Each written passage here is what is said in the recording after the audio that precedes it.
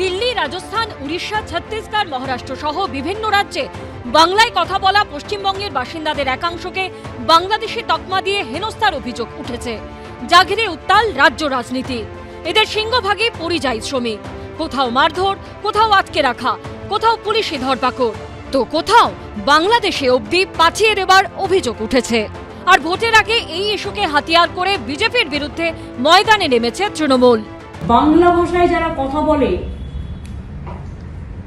তারা কি অপরাধটা করেছে এই বিজেপি সরকারের কাছে?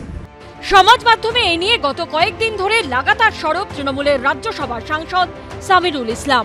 গত 30শে জুন এক্সপোজ করে তিনি বলেন, বিজেপি শাসিত রাজ্যগুলিতে বাংলাভাষী পরিযায়ী শ্রমিকদের উপর নির্যাতন অব্যাহত রয়েছে।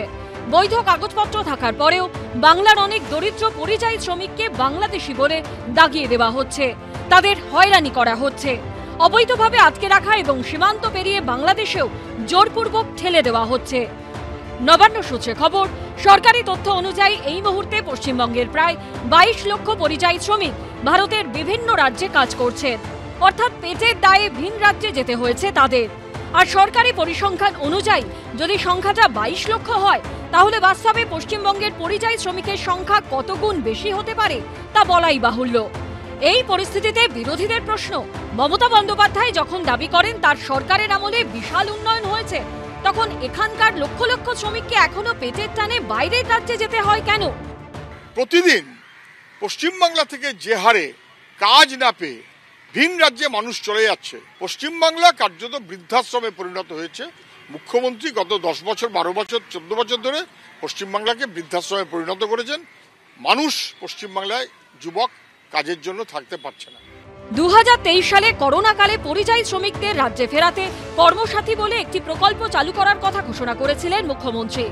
সেই প্রকল্প অনুযায়ী রাজ্যে ফেরত প্রত্যেক পরিযায়ী শ্রমিককে এককালীন 2 লক্ষ টাকার অনুদান দেওয়ার সিদ্ধান্ত নেওয়া হয়েছিল।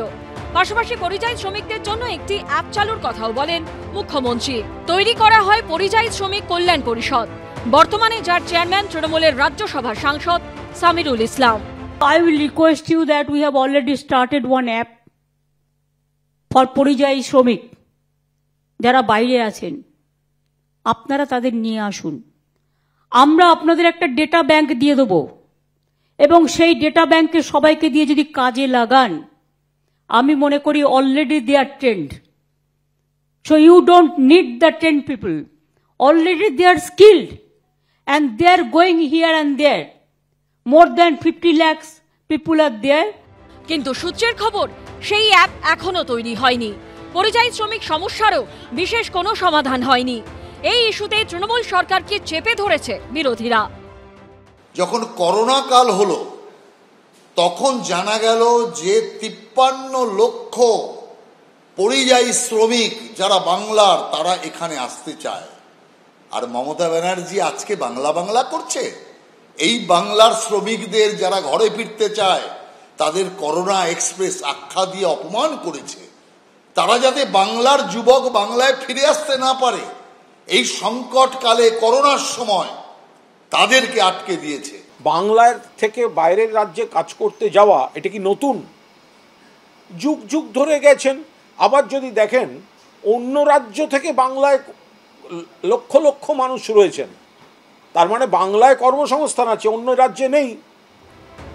নবান্ন সূত্রে খবর, সম্প্রতি জেলা শাসকের কাছে নির্দেশ গেছে কোন জেলায় কত পরিযায়ী শ্রমিক রয়েছে, তারা কোন রাজ্যে কি কাজ করছেন, তাদের নাম, ঠিকানা সহ বিস্তারিত তথ্য জোগাড় করার। সুমন ঘরাই, আশাবুল হোসেন ও দীপক ঘোষের রিপোর্ট, এবিপি আনন্দ।